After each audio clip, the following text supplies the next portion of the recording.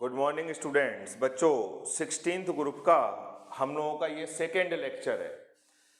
First lecture में हम काफ़ी कुछ पढ़ चुके थे हाइड्राइड्स के बारे में। सेकेंड लेक्चर में कुछ हम डिस्कस करेंगे। एक क्वेश्चन है, in vapour phase sulphur is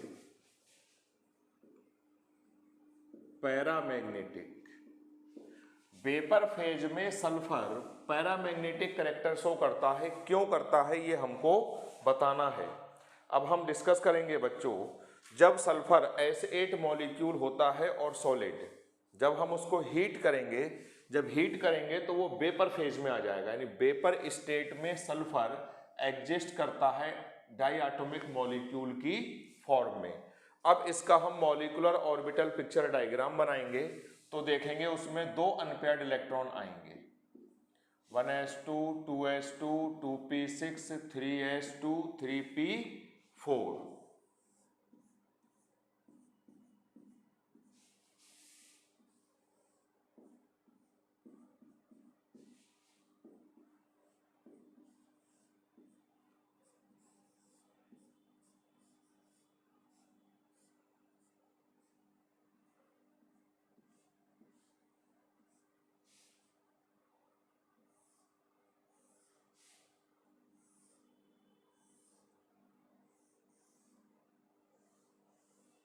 अब 4 and 4 8 इलेक्ट्रॉन इसमें फिल करो। 1 2 3 4 5 6 7 8। दो इलेक्ट्रॉन है अनपेयर्ड, अनपेयर्ड इलेक्ट्रॉन 2 है, इसलिए ये वेपर स्टेट में पैरामैग्नेटिक होगा। तो कहोगे in vapour state sulphur exist as diatomic molecule which has 2 unpaired electron in antibonding molecular orbitals, hence it is paramagnetic in nature. ये एंटी बॉन्डिंग है और ये वाली कौन सी है, बॉन्डिंग। अब देखो अगला आता है ऑक्सो एसिड ऑफ फास्फोरस, जिसमें ऑक्सीजन होगी, H होगा और sulphur, sorry oxo acid of sulphur, phosphorus गलती से बोल दिया। सल्फर के ऑक्सो एसिड्स ढेर सारे हैं। सल्फ्यूरिक एसिड होगा, सल्फ्यूरस एसिड, ये सब आप अपने आप करोगे। ये सल्फ्यूरिक एसिड ये होगा, मैं 2-4 ही बता रहा हूं, बाकी आपको मैं नोट्सों में सेंड कर दूंगा। मार्शल्स एसिड और एक है कैरोज एसिड, इसका है पर ऑक्सी डाई सल्फ्यूरिक एसिड, इसका नाम है पर oxy mono sulphuric acid H2SO5 H2S2O8, ये इनके फार्मूला है। अच्छा, अगर हम सल्फर का एटॉमिक नंबर लिखें तो इसके वैलेंस इलेक्ट्रॉन्स 6 होते हैं, यानी ये मैक्सिमम 6 इलेक्ट्रॉन लूज कर सकता है। इसकी जो मैक्सिमम ऑक्सीडेशन स्टेट होगी वो होगी +6। लेकिन अगर यहाँ पे हम नॉर्मल रूल के हिसाब से ऑक्सीडेशन स्टेट निकालें सल्फर की तो देखो कितनी आएगी। H का ऑक्सीडेशन स्टेट +1 होता है, सल्फर का हमको निकालना है। ऑक्सीजन का -2, जनरली नॉर्मल ऑक्साइड में ऑक्सीजन का ऑक्सीडेशन स्टेट -2 होता है, तो ये हो जाएगा 2 + 2s - 16 = 0, 2s = +14, then s = +7, which is not possible, क्योंकि सल्फर की जो मैक्सिमम ऑक्सीडेशन स्टेट है वो 6 ही हो सकती है और यहाँ आ गई +7। तो जब कभी भी +7 आ जाए, यानी मैक्सिमम को रेंज क्रॉस कर जाए, तो सही आंसर मैक्सिमम पे लाके रोक देना। यानी आप कह सकते हो कि इस कंपाउंड में सल्फर का ऑक्सीडेशन स्टेट +6 है। अब +6 कैसे है बच्चों, यहाँ पर सारी की सारी ऑक्सीजन नॉर्मल ऑक्सीजन नहीं है, कुछ ऑक्सीजन परऑक्साइड लिंकेज से जुड़ी होंगी और जब ऑक्सीजन पेरोक्साइड लिंकेज से जुड़ी होती है तो उसका ऑक्सीडेशन स्टेट -1 होता है। इसका स्ट्रक्चर बनाओ। ये 2 सल्फर ले लो, डायग्राम यहां बनाता हूं। 2 सल्फर ले लिया आपने,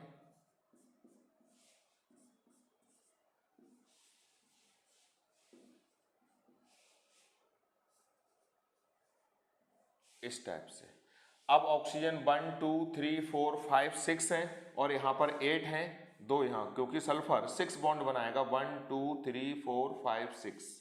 ये इस ऑक्सीजन की ऑक्सीडेशन स्टेट -2 होगी, इसकी -2, ये इस ऑक्सीजन की भी कितनी होगी -2, इस हाइड्रोजन की +1, इसकी -2, इसकी -1, क्योंकि ये O से O जुड़ा हुआ है, ये पेरोक्साइड लिंकेज है, इस H की +1।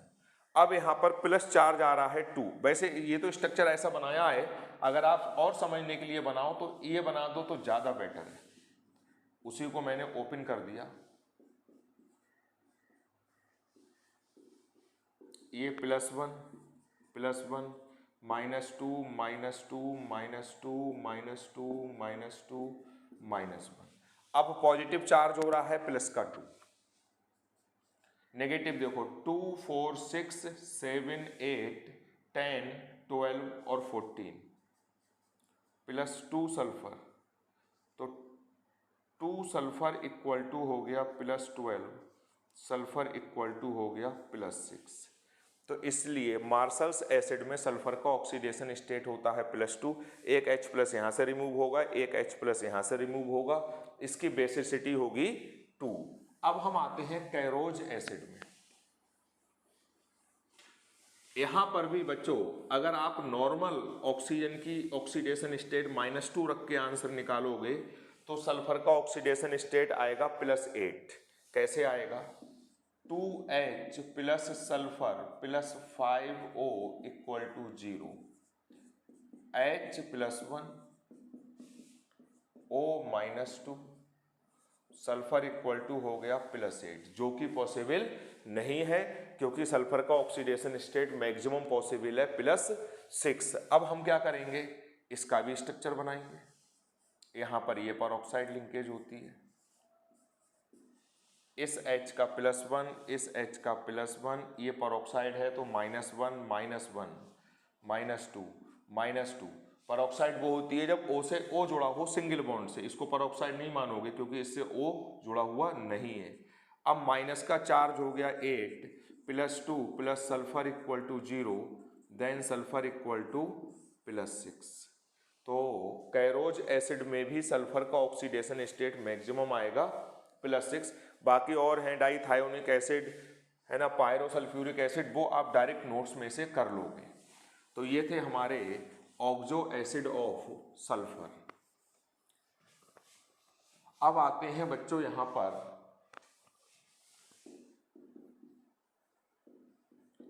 Halides of group 16। Group 16 halides बनाते हैं of the type MX2, MX4, MX6, क्योंकि इसकी बाहर वाली सेल में ग्राउंड स्टेट में 2 इलेक्ट्रॉन अनपेयर्ड होते हैं, एक्साइटेड स्टेट में 4 इलेक्ट्रॉन्स अनपेयर्ड हो जाएंगे तो 4 कोवेलेंट बॉन्ड बनेंगे। सेकेंड एक्साइटेड स्टेट में एक और इलेक्ट्रॉन एक्साइट हो जाएगा तो 6 हो जाएंगे। अब ये SF4 भी बनाएगा और SF6 भी बनाएगा। अब क्वेश्चन ये आता है कि SF4 can be easily hydrolysed but this can not be easily hydrolysed, और उस हाइड्रोलिसिस की ये रिएक्शन भी आप लर्न करोगे SO2 प्लस 4HF। लेकिन अगर आप इसका हाइड्रोलिसिस कराओगे तो नो रिएक्शन। इसका हाइड्रोलिसिस क्यों नहीं होगा? जब भी हाइड्रोलिसिस हो रहा है तो ये ऑक्सीजन अटैक कर रहा है इस सल्फर पे। यहां पर सल्फर को 6 फ्लोरीन ने सब तरफ से घेर लिया और उसको प्रोटेक्ट कर लिया। अब सल्फर पे कोई अटैक नहीं हो पाएगा।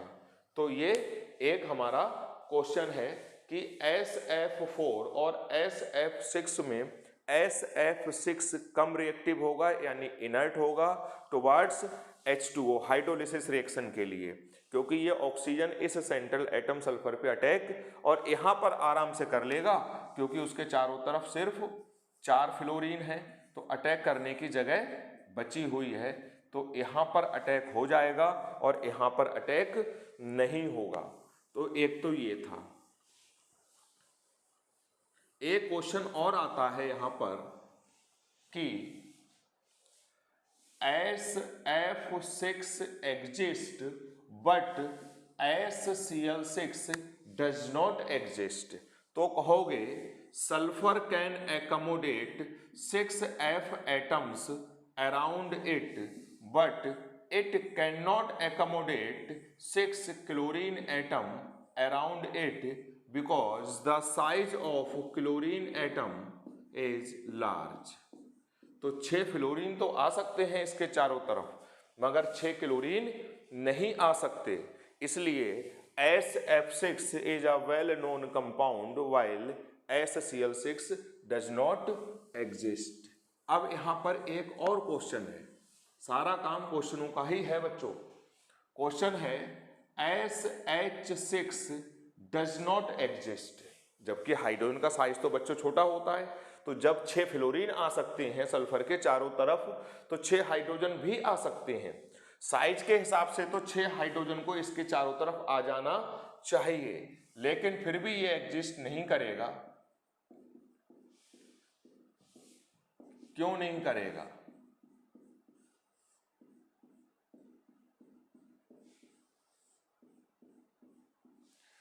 दो बॉन्ड बनेंगे, हाइड्रोजन आ जाएगा, बना लेगा, बन जाएगा H2S, बन गया।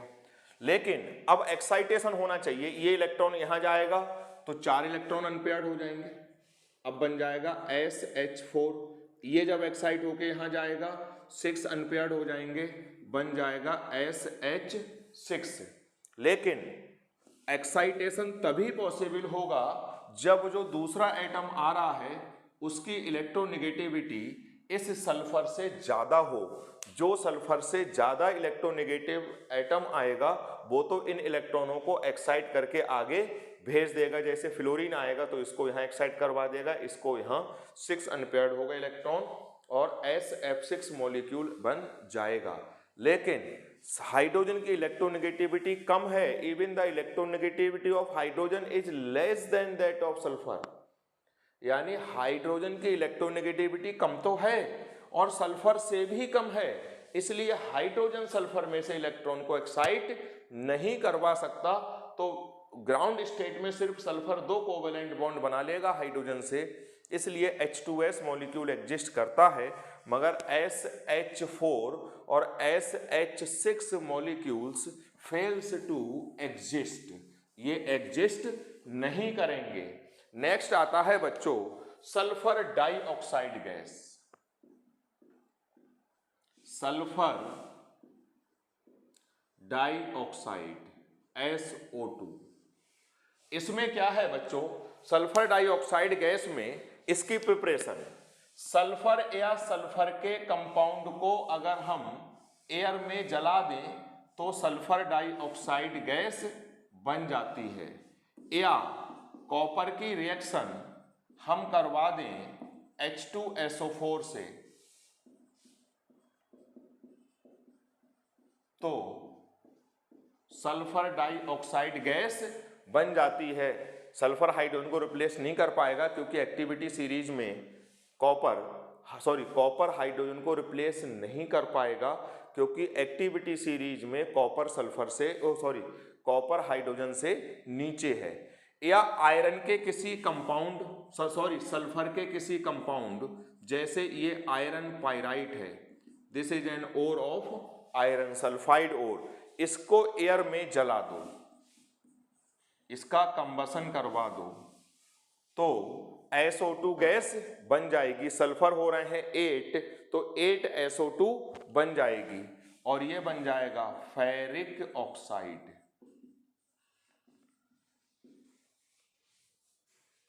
बन गई।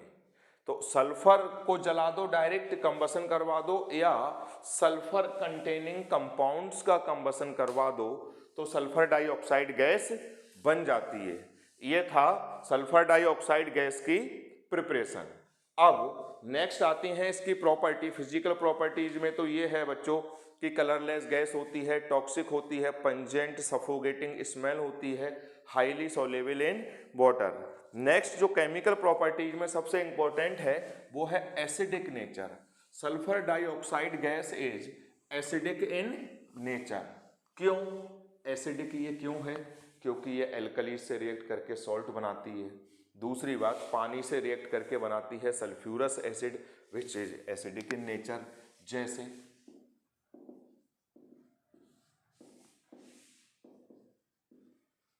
एसिडिक नेचर, SO2 गैस जब पानी में डिजॉल्व होगी तो सल्फ्यूरस एसिड बनाएगी। सल्फ्यूरस एसिड एसिडिक होता है। SO2 गैस एल्कलीज से भी रिएक्ट करती है, जैसे 2NaOH से रिएक्ट करेगी, कैल्शियम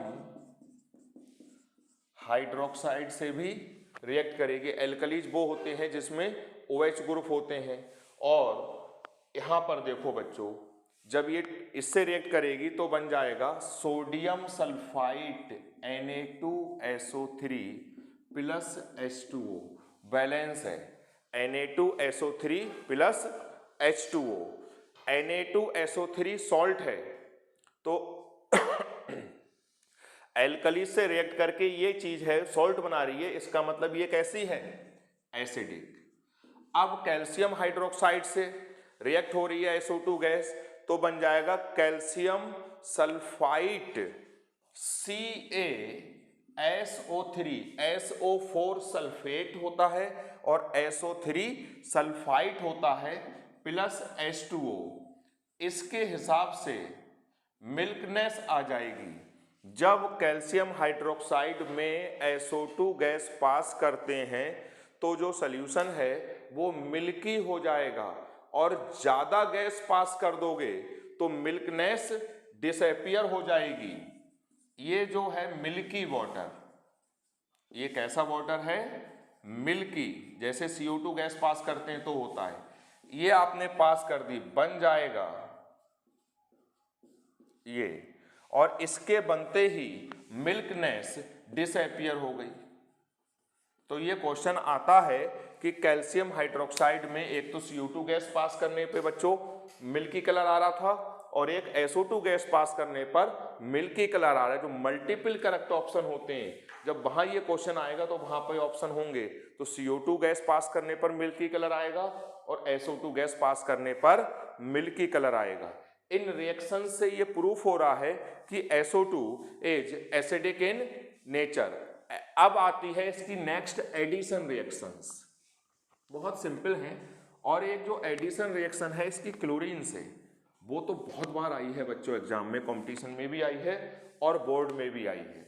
एक तो ये है सिंपली ऑक्सीजन से ये रिएक्ट करके SO3 बनाता है, वैनाडियम पेंटा ऑक्साइड इज कैटलिस्ट। ये गैस और ये गैस और ये गैस, ये कॉन्टैक्ट प्रोसेस जो है सल्फ्यूरिक एसिड को बनाने का, उसकी एक रिएक्शन है। जो CBSE बोर्ड वाले स्टूडेंट्स हैं उनके लिए कॉन्टैक्ट प्रोसेस नहीं पढ़ना है, बोर्ड के लिए कंपटीशन में आएगा, लेकिन और ISC बोर्ड में आएगा तो कॉन्टैक्ट प्रोसेस का भी हमारा जो नेक्स्ट लेक्चर आएगा वो कॉन्टैक्ट प्रोसेस का आएगा। इंपॉर्टेंट भी है, कंपटीशन में बहुत आता है। तो एक तो एडिशन रिएक्शन ये है। दूसरी addition of chlorine, chlorine gas से जब इसका ऑक्सीडेशन रिएक्शन होगी तो ये बनता है लिक्विड। ये रिएक्शन बहुत इंपॉर्टेंट है बच्चों, कहीं ना कहीं आ ही जाएगी डायरेक्टली या इनडायरेक्टली वे में। नेक्स्ट आता है बच्चों रिड्यूसिंग नेचर। इसका रिड्यूसिंग नेचर होता है, जैसे क्लोरीन को रिड्यूस कर देती है, ये क्लोरीन को रिड्यूस कर देगी, ये है reducing nature. SO2 gas chlorine से रिएक्ट करेगी और बना लेती है H2SO4 प्लस 2HCl। यहाँ पे क्लोरीन -1 ऑक्सीडेशन स्टेट में है और यहाँ पर 0, तो ये हो गया रिड्यूसिंग नेचर। एडिशन रिएक्शन भी शो करेगा, रिड्यूसिंग नेचर शो करेगा, एसिडिक नेचर शो करेगा। नेक्स्ट है ब्लीचिंग प्रॉपर्टी, सबसे जो इंपॉर्टेंट है वो इसकी है ब्लीचिंग प्रॉपर्टी। SO2 ब्लीच करेगा मगर रिड्यूस करवा के ब्लीच करेगा। क्लोरीन ब्लीच करता है ऑक्सीडाइज करवा के, SO2 मॉइस्चर की प्रेजेंस में H2SO4 plus 2H nascent hydrogen, atomic hydrogen बनाएगा। कोई भी कलर्ड मटेरियल जब इस H से रिएक्ट करेगा तो कलरलेस मैटर में वो कन्वर्ट हो जाएगा। ये जो रिड्यूस्ड कलरलेस मैटर है it can be further oxidised, इसलिए जो कलर है वो फिर से रीगेन हो जाएगा। यानी the bleaching action of sulphur dioxide gas is temporary. जबकि हमने क्लोरीन का जब हम पढ़ेंगे तो क्लोरीन का जो ब्लीचिंग एक्शन होता है वो परमानेंट होता है, क्योंकि क्लोरीन ब्लीच करती है ऑक्सीडाइज करवा के। जब हम 17 ग्रुप पढ़ेंगे वहां पर ये आएगा। ये नेसेंट ऑक्सीजन आई किसी भी कलर्ड मैटर को ये ऑक्सीडाइज कर देगी और कैसा हो जाएगा, कलरलेस। ये colourless oxidised matter can not be further reduced, hence the bleaching action of chlorine is permanent and bleaching action of sulphur dioxide gas is temporary. उसके बाद इसकी और है यूजेज वगैरह, वो आप नोट से अपने आप करोगे। इसका स्ट्रक्चर देखो, सल्फर ने 2 बॉन्ड इधर बनाए। अब सल्फर की भी बच्चों ऑक्टेट कंप्लीट हो गई, इस ऑक्सीजन की भी। यहाँ पे 4 इलेक्ट्रॉन दिखाई देंगे, यहाँ पर इलेक्ट्रॉन है 6। सल्फर की बाहर वाली सेल में 6 थे, दोनों बॉन्ड बना लिया। तो जो नेक्स्ट ऑक्सीजन है उससे ये बनाएगा कोऑर्डिनेट बॉन्ड। तो इस O के चारों तरफ आपको 6 इलेक्ट्रॉन दिखाई देंगे। अब देखो, ऐसा भी हो सकता है कि उस साइड वाली ऑक्सीजन से डबल बॉन्ड बने और इधर कोऑर्डिनेट बॉन्ड बने, ये भी पॉसिबिलिटी है। अब कैसे होगा, इधर बन गया डबल बॉन्ड, इधर बन गया कोऑर्डिनेट बॉन्ड, ये रेजोनेंस हो गया। और जब रेजोनेंस हो जाता है तो इस कोऑर्डिनेट बॉन्ड का एरो रिप्रेजेंट नहीं होता है। इन डॉट को देख के आप बता पाओगे कि जब ऑक्सीजन के 6 इलेक्ट्रॉन हैं उसके पास, तो जाहिर सी बात है कि दोनों इलेक्ट्रॉन सल्फर ने दिए होंगे बॉन्ड बनाने के लिए। अब इन दोनों को बेंट स्ट्रक्चर होता है, इसको क्या बोलते हैं, या इसी को बोल देते हैं वी शेप स्ट्रक्चर, या इसको बोल देते हैं एंगुलर स्ट्रक्चर। सल्फर को हम SO2 गैस का जो स्ट्रक्चर है वो जनरली ऐसे दिखा देते हैं। ये वाला बॉन्ड सिंगल से थोड़ा सा बड़ा, यानी करीब 1.5 बॉन्ड वाली स्ट्रेंथ का होगा। तो it is sulphur dioxide gas. बाकी 1-2 जो प्रॉपर्टी हैं वो नोट्सों में मैंने सेंड कर दी है, वहां से आप देख लेना। अब इस चैप्टर में हमारे 2 टॉपिक बचे। थोड़ा सा हम पढ़ेंगे ओजोन के बारे में और एक बहुत डिटेल में पढ़ेंगे जिसका डायग्राम भी बनाना पड़ेगा, कॉन्टैक्ट प्रोसेस फॉर H2SO4। वो हम लोग 3rd लेक्चर और 4th लेक्चर 2 लेक्चर में और रिलीज करूंगा इसके, तो 16 ग्रुप कंप्लीट हो जाएगा। Thank you.